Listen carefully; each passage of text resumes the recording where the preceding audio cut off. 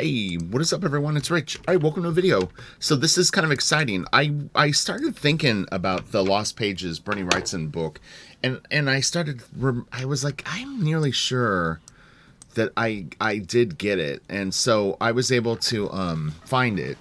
And so we're gonna look at it today. I figured why wait, since the last video was on Wrightson, an opportunity to look at sort of the process of the book, some of the sketches, pieces that didn't make it into the final collection would be really, really interesting. So without further ado, let's get right into this. And my computer is acting up. Oh, I'm downloading some YouTube videos and an app right now. I actually was checking out David Finch's live drawing last night. Man, he's so good. And hi to everyone that said hello to me in the chat. It's always embarrassing because I feel bad, you know, if another professional is streaming, you know, and you pop in. I don't want to be a lurker, so it's like you want to say hello, but then when you do, it's like it creates a sort of ruckus. I'm like, oh man, let's talk about David. I just want to say hi. I get weird about attention. But so this piece isn't in the final book. It's very, very cool. It still sound weird because it's all hand drawn, quote unquote. Usually, like when I say hand drawn, I just mean traditionally drawn. But this actually does have a little bit more of a hand drawn feel, meaning that like his lines, they feel like a slightly less sure than the Wrightson plates. It's interesting. Like this feels a little bit more like comic art that's heading that direction, and it's not completely like in the zone yet. It's still great, don't get me wrong. It's not a criticism, it's just an observation of the actual approach to it. So let's get into this. I wanted to look at the back cover too, because there was something interesting going on here, and it made me curious. I don't know if it's just the scan has this bluish color. I think that's all it is. It's just a thing. Look how cheap this book was when it came out. Now you're going to pay about $100 for this edition of it. And so this was interesting because I talked about in the last video, I was not 100% sure when the Frankenstein book was released. And I said that I was under the impression that Bernie had worked on it for 7 years. So it was 1983 that it was released. And he worked on it probably from 1976 to about probably a year before that. Now, he could have started it earlier. Maybe some of the earlier pieces weren't dated, because there were some that weren't. Blank page. All right, so here we go. And this is a 1977 piece. Now, what's funny is my recollection of us going through the book the other day, and it's been about a week or so now, I don't remember this piece in the final book. I could be wrong on that, but I kind of don't think it was. Now, I don't know what the decision-making was behind what went in and what didn't, because, I mean, this piece is clearly finished and looks really nice. There was another piece of him coming to him in the bed, the one where I was kind of joking around that Frankenstein was cold and needed a blanket. If you haven't seen that, that's good stuff. Sorry, let me move my phone in case it starts to get a lot of text. But yeah, this is great. I really like actually how he did these kind of roundish shapes like on the arms, and honestly this rendering is a bit different than some of the stuff that he did. Like this is way more like Franklin Boothy. Someone asked me about doing Charles Dana Gibson and then assumed that I wasn't a fan or that I didn't know the work. Brain. It's both inaccurate. The challenge with Charles Dana Gibson is if you go on Google and really like look up his stuff, it would be a kind of short video. He probably has a huge body of work, but it's not super diverse. You know, he's very famous for that one thing, and it's great. but it's tough for me to pull out like a 30-minute video on him. So, you know, it would have to be a shorter one. So sometimes that does come into play where it's like he's great, but I don't know how good it would come across in a video. It's tricky, you know. I post great stuff, and it sometimes doesn't get many views. I equate it to that people just aren't into my approach to the videos, but you know.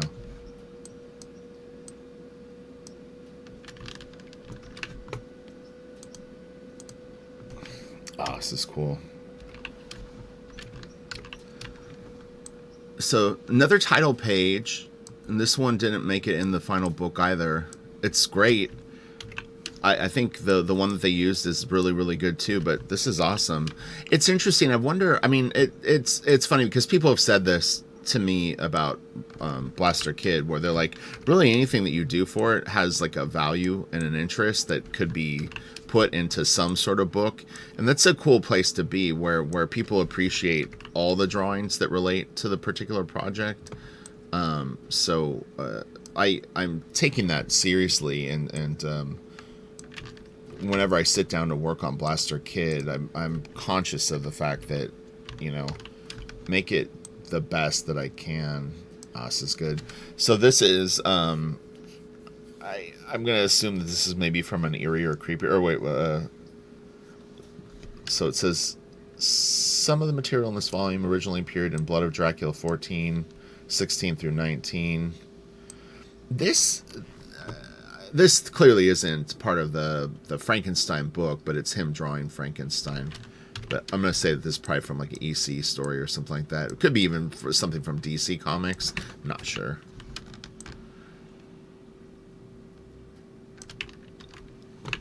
That's a funny one. We can kind of browse this really quick. Yeah, Bernie. He spelled his names two different ways. That did throw me for a while, because I would see it sometimes written as Berni, and I was like, is that a typo, or did he do that?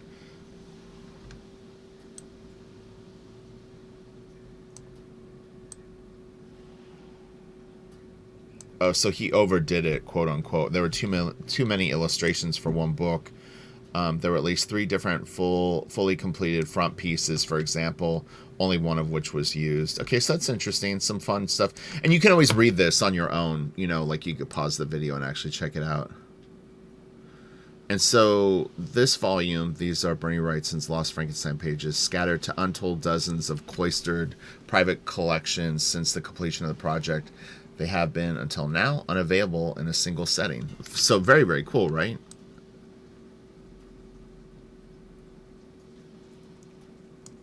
So this is an interesting quote. Then again, what an artist leaves out is often more important than what he puts in. And in these pages, you'll have a chance to catch a glimpse at this ferociously talented artist's mind at work.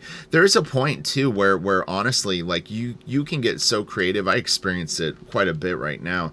I have so many ideas, and I literally cannot draw them as fast as I'm coming up with stuff. And it's very, very frustrating.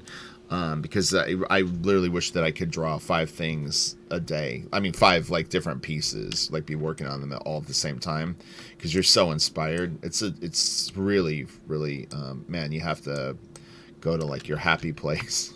It's frustrating. And these pieces take a long time, you know. Let's see what he says. I'm browsing this to see like... So it says he worked for 6 or 7 years in his spare time to produce the 40 or so illustrations that were finally printed in the final book. So there was only 40 pieces printed in the final book. That is crazy. It feels like more, definitely. But there were quite a few that didn't make it into that edition that are the subject of this volume. Why didn't they make it? Too many. There are also too many in the Marvel edition as it is. There are almost too many in the Marvel edition. There would never be too many.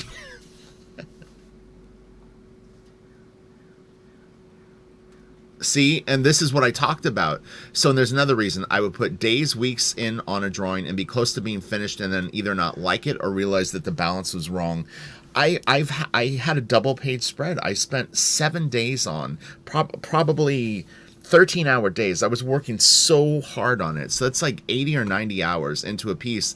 And I got to a point, and two things. It didn't have the mood that I wanted exactly, and the balance didn't feel right. And so I scrapped it. And I've probably put 150 hours into one spread. And it's just you know there's no command Z when you're working traditionally, and Bernie and I share one commonality, which is we don't like to white out things, so that too can cause a lot of issues when you're trying to work through. So anyway, now let's get to the art. This might be the Muck Monster story. So this is an early attempt by Bernie to adapt the novel into comics. So this wouldn't be the Muck Monster story. And again, this feels a bit more like comics, something you'd see in comics. I'm gonna just go full screen. I'm gonna have to dip out when I wanna, just so we can look at it. This is nice. And again, you can see that there's actually hatching in this work. I spoke about that in the last video, that his Frankenstein plates ultimately had very, very little cross-hatching, which would be any kind of lines that actually overlap. He did do it a tiny bit, but it's like, 2% of the rendering technique that he used. Most of it is straight lines that either vary in thickness or proximity.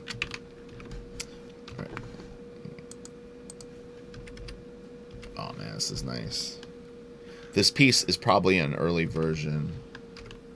And I remember the piece in the book. It's he picked a lower shot with the guy higher up in it. Man, this is great. But you can see, do you see that there's not really hatching in this?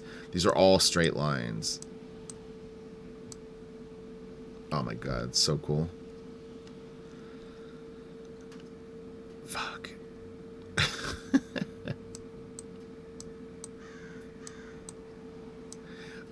we have crows, and when they make a certain sound, it always reminds me of the first Resident Evil game.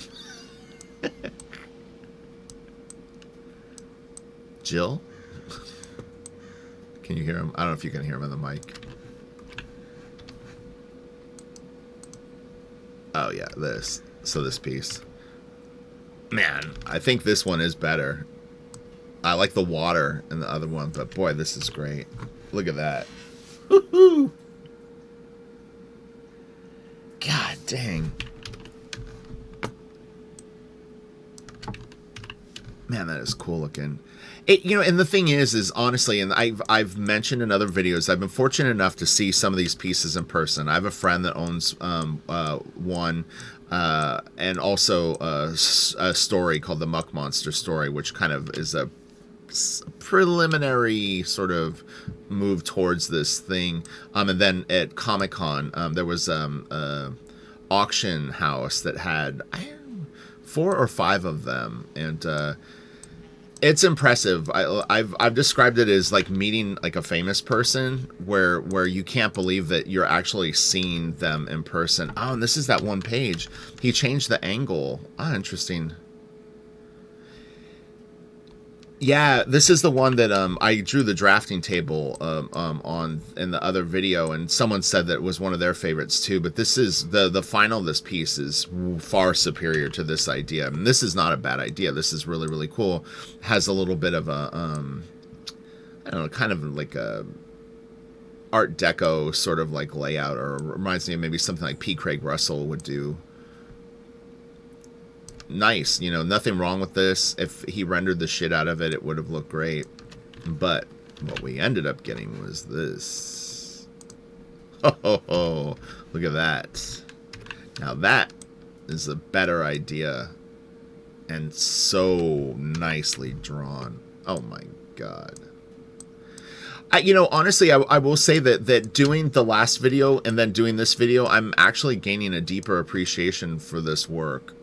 And I already appreciated it a lot, but this is a fascinating look at how someone creates something so great, which is rare. It's exciting to be able to get a peek behind the curtain. Nowadays with social media, we get a little spoiled, and I think in some ways artists actually do themselves a little bit of a disservice being so transparent with everything.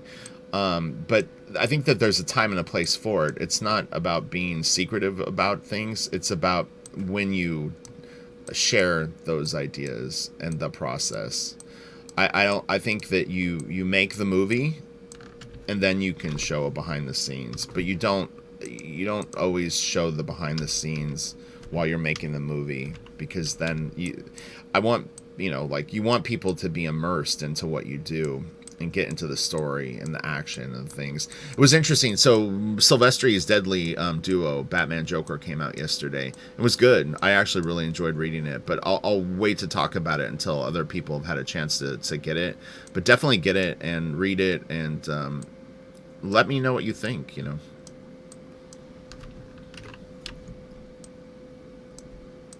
We still have several issues of that series to come, so... Yeah, this is great. This is not in the final version of the book. And this is a fantastic piece. Imagine spending this much time. A piece like this probably would take, I would say, 30 to 60 hours. So it's a big commitment. And maybe even longer. It depends on how long it took for him to lay it out and plan it. But,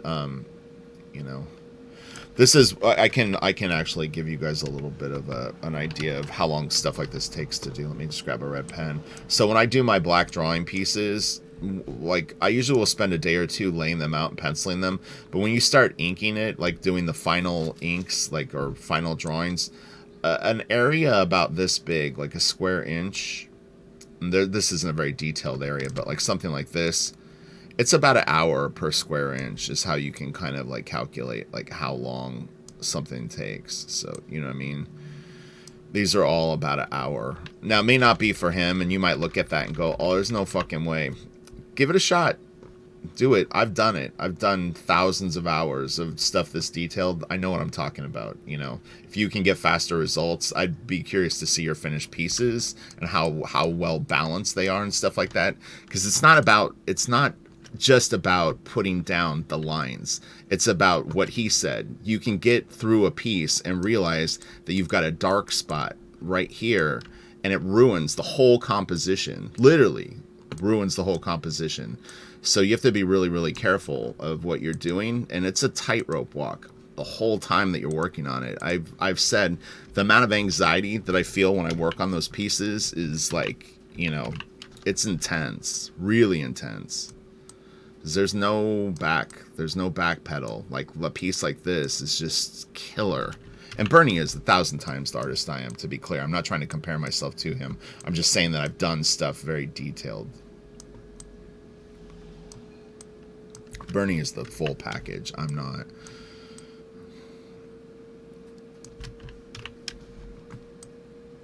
Man, this is so good. Well, that's really wild with a bony leg to the one that's actually still got some meat on it. Like, as he put them together. It's weird because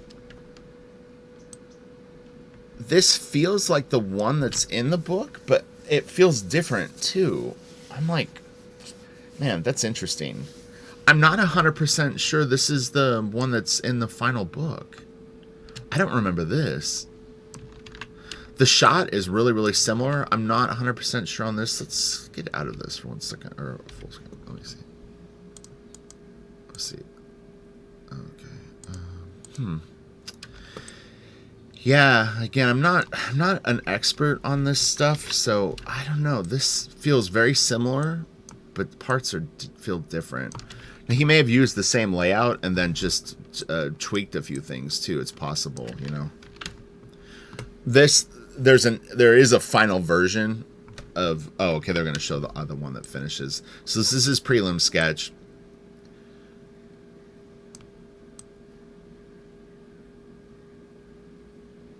He's just getting the idea. He's getting the ideas down. He's getting the size of the objects, the shot, a little bit of the value where he wants some shapes that he thinks are going to be interesting in the piece. And then we'll get this. Wow, God. So he didn't really keep the S shape. Oops, sorry. He didn't really keep the S shape things that he had here. There's a little bit of that compositional idea right here, but he did keep the V pattern. kept the light. The feet are smaller. Oh my, this is so good. This is really, really phenomenal. Oh my god. I'm telling you, like this shit gets better and better the more that you look at it. I love all this. Man, it's so cool.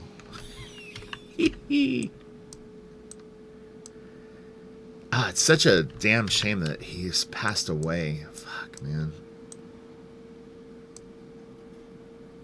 God damn, this is insane.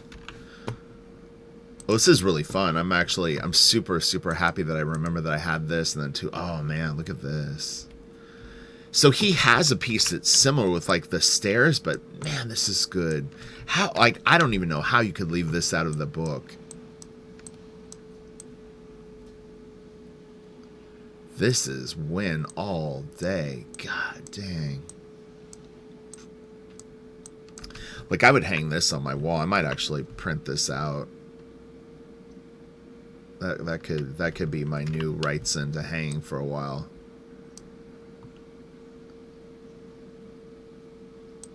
The other thing, I've kind of said this in passing in some Patreon videos because people are curious about doing some detailed work, some of them. And the other thing that you have to be really, really careful of that people don't consider, because, you know, a common question is, how long did that take you? And then it helps them get an idea of like what it could potentially take to do something like this. So say it took 70 hours. I'm doing this with a mouse, but so if it takes 70 hours, imagine this though. The longer you spend on a piece, the more opportunities you have to actually make a mistake or drift. And so, you know, you could get 40 or 50 hours into this and you start to lose your focus a little bit. And if you have a 2 or 3 hour drawing session where you're not at full steam and you're not on the same page as you were 25 hours earlier, you can get into some deep water really, really fast with sloppy work, ill thought out patterns. It's like the longer you spend on a piece, there's 100% more opportunities to actually have the thing come unraveled. So don't kid yourself that because you go, oh well, I know how long that would take. So if I did that, if I spent 60 hours on a piece, I could do something that detailed. More likely than not, you'd overwork it or make a lot of bad decisions within that time until you have the experience. There's a lot of drawings that don't make it to the final stage when you're going for something like this. Odds are, well, it's hard to say. I would guess that even this book probably didn't have everything that he started and stopped, because I know that I had someone one time approach me about doing a commission for something that looked like a Frankenstein plate. It was very, very big, but it was very unfinished. It was, I think, almost all just pencil. Somewhere I have a photo of it. I don't know where it is right now. I don't even know what the JPEG might be named, but it would have took 100 hours to finish it. I was like, I can't justify spending that much time to do basically a finish on something else. I wouldn't have worked on the original pencils. I think they wanted me to do it as like a blue line. I passed. It was like, I'd be better off doing my own work than doing something like that. And I know people will go, you're crazy, you should have done it. It's like, well, ultimately, what would I have done? I would have done something that probably wouldn't have been as good as Wrightson would have done on himself. And you're not going to get full credit for it anyway because you didn't draw it. So it's like, it really didn't make sense. This is cool. It's a little more heavy-handed. This almost, in a weird way, feels a little like a prelim to the work as opposed to like one of the plates. It's definitely not the same vibe. He may have done this early because this is very out of character for the book. There's really no solid blacks in the book. So again, this feels really more like a prelim to me, even though it's not, because this would take a lot of work. I mean, this is a beautifully finished piece on its own, but it doesn't have the vibe of the other pieces. Even the thing is too, is even his calligraphy with this tree, he doesn't have these organic shapes running through much of the stuff. In this way, these are very busy shapes. Now, he might not be thinking busy shapes, simple shapes, but he knows the vibe that he's going for. There's a rhythm to the pieces. and it's more simplistic than that in ways. The compositional elements are more in harmony.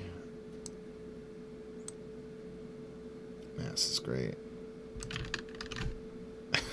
I like that we keep enabling this guy. I just want to go in order because I like that we're seeing the book in order. This piece is in the book, I'm pretty sure. Although this might be a different... Okay, I see. Okay, so this was used in the Marvel edition. I wonder... What is my edition? Let me peek really quick. I just want to see what edition I have.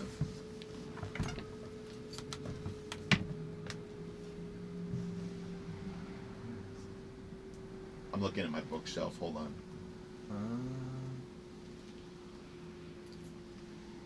I don't even see it. I see my Bernie Wrightson to look back. I don't know where Frankenstein is right now. It's somewhere in here. Yeah, I don't know. They did do a reprint recently. I think last year of one of the versions, but again, everyone's hope is that there's going to be like an ultimate version that comes out in 2023. So, this is my jam right here. Humble beginnings, but I already know where this goes, and it's so cool. But man, that's crazy. It's so interesting too that like this turns into what it does, because this is like it's all there in a weird way, but man, the final is like wham.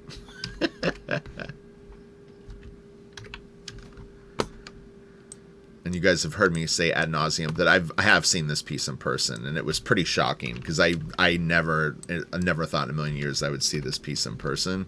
For some reason, I've always just liked this one a lot, and it was crazy that they had it. And I was like, oh my god, this is the one.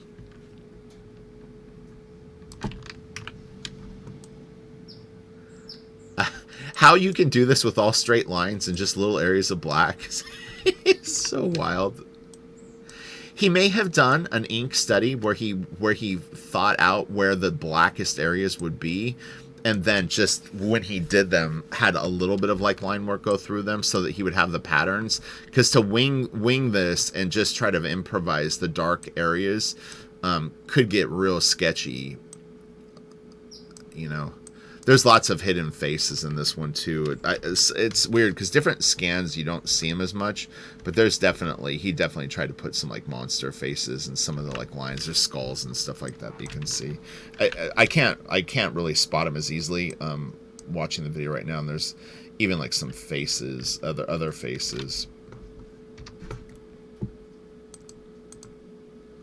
Oh man, this is good. And this is a slightly different shot than the final. The Nakatomi was making these prints, and they had 5 at Comic-Con. And if you watch my Comic-Con video, I filmed, I think, 4 of them they still had available for sale. But they're reprinted off the original art at the exact size that Bernie did them. So the prints are very, very cool for people that are hardcore, Wrightson fans and want to pick those up. Okay, let's see this. Here's the final of that. Man, it's beautiful.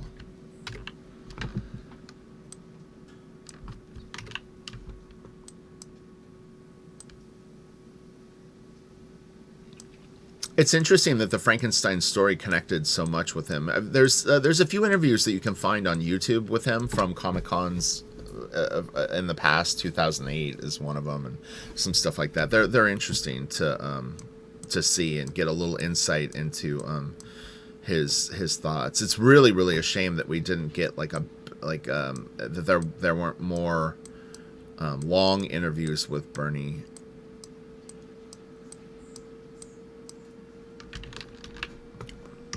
He was pretty modest artist too, or humble. There's a longer interview that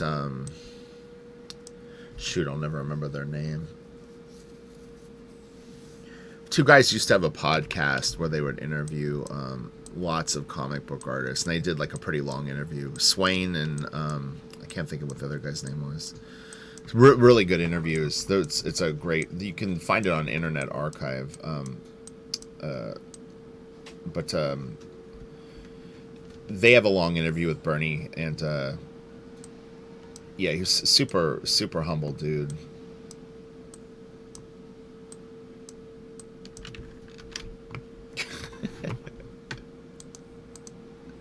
Oh wow.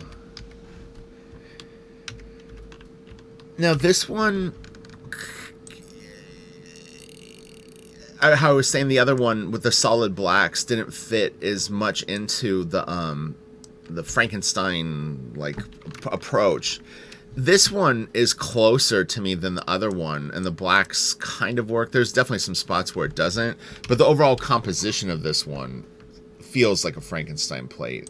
It's not as busy as those trees are, so it's like it's got a more direct compositional flow on it, which seems to be a theme of the pieces. No matter how much stuff he has in it, there's a kind of a sense of order to it, and it doesn't get real like wavy where there's like lots of wiggly stuff around. So, but yeah, it's rare that you'll see this much dark black on one of the pieces. Oh man, look at this. I've never seen this piece. Or like not that I remember. I haven't looked at this book in probably 5 or 10 years at least. Man, that is cool. Wow. Damn. It's interesting. I don't know if the earlier ones were not dated, because there's definitely a theme of you'll see stuff dated 76 and 77, and then all the rest generally tend to just say Wrightson. And I'm trying to remember if I've ever seen other dates on the pieces. I haven't been like specifically watching for that, but I don't remember many. Maybe we saw 78, possible.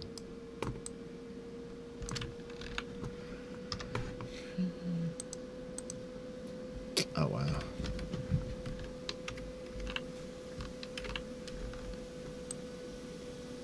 This gets really trippy. How the white here blends into that. Creates a trippy optical illusion.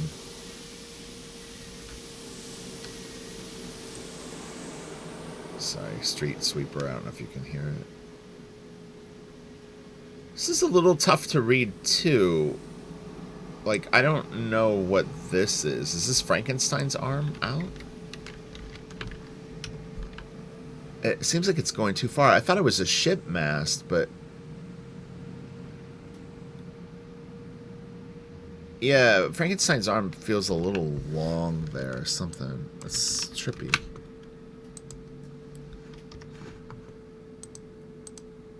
Oh, wow. This is really cool. Seeing this one's dated 77.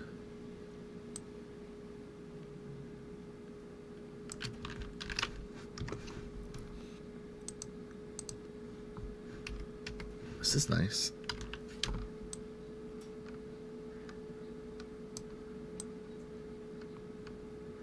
I want to say this book was released in 1990. I might have said it in the beginning and I can't remember, but I think that this, if I remember the date on this, was, I believe, 1990. So that's even still many years before I started collecting comics. So, but I definitely had seen this in bookstores before, like in, like where they've got the cool sort of illustrated comic style books.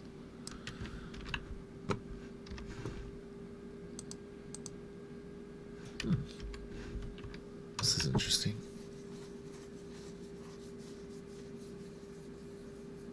Sidebar was the podcast. It's called Sidebar.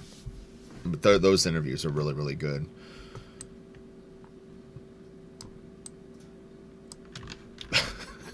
It's like, my memory was like, here, Rich, I'll give you the information. I wasn't even thinking about it anymore. That's the funny thing. This is a great piece. I've always loved this one. It reminds me of Dungeons and Dragons and cool fantasy art, and so it's like it's got a little tiny bit of a different vibe than some of the other pieces. But this looks like the player's. It could be right out of the player's handbook or like Dungeon Master's Guide. Like, it's like, a troll runs through a village or something like that. It's really cool. It is interesting to me too, because as you do art for a longer time, you kind of try to figure out like where you got ideas. This is great. This is the alternate version of this, but you know, album cover art in Dungeons and Dragons really exposed me to a lot of different art, and what you don't realize is that all those people had influences. As a kid, you don't realize this, and so it's like you're like, okay, so like they were really influenced by Maxfield Parrish, or they were really influenced by Frazetta, or they were really influenced by whoever, Al Williamson, or whatever it is, and you end up with all this stuff in your brain, but you got it from different sources. And then when you discover the real sources and have time to sort of like look at the sort of chronological order that everything rolled out, you're like, oh, wow, that's really, really trippy. So it's like, I love that as a kid, but he loved this and this. So I got the best of both worlds. So he might have done 3 versions of this piece then, because I don't even think that this is the final. Or no, this is close to this. I think this is, because I remember commenting on the rendering up here in the other video. It's funny, I almost always use this as the thumbnail for not always, but I've used it a lot. Okay, come on. Yeah, it's funny. It just seems like it's like maybe I should use this guy leaning back today. No. Wow.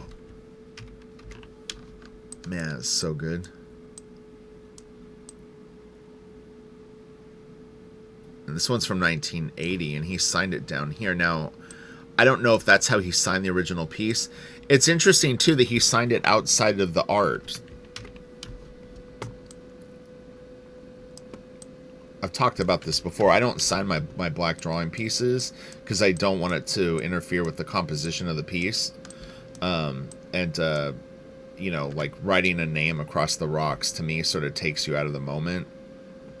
So it was just kind of one of the things that I never was comfortable signing them.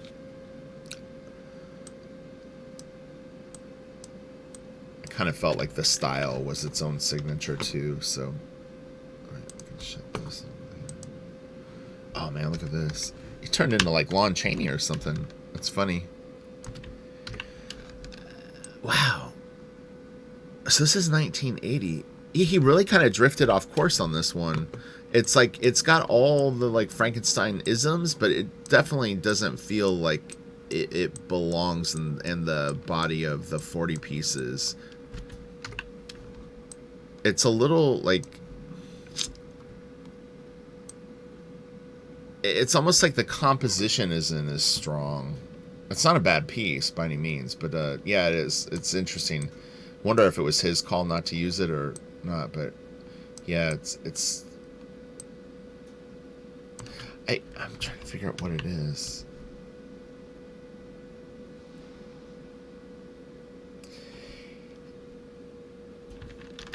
I won't dissect it here. I leave that kind of stuff more for Patreon. I don't want to get into like, people could get like weird about it. This is cool. Nice chunky pencils. It's funny that he would go in and do this. He definitely was like considering using this as like the legit prelim, or you know what I mean? Like, I don't know if he would lightbox his finals onto the artboard. He could have used transfer paper. Another technique that people will do is they put graphite on the back of an artboard. Like you make a photocopy of this and blow it up to size, put graphite all over the back of the board, and then you go and you trace the whole drawing, and that will put it down on your thick artboard, a canvas if you're a painter. So there's techniques that you can use to get things placed in, and not have to blow a gasket just trying to get your drawing onto the board that you want to finish it on. Man, this is great. He's so good with water. Wow, that is really cool.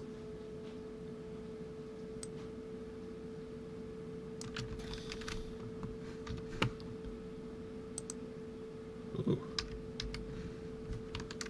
This is interesting.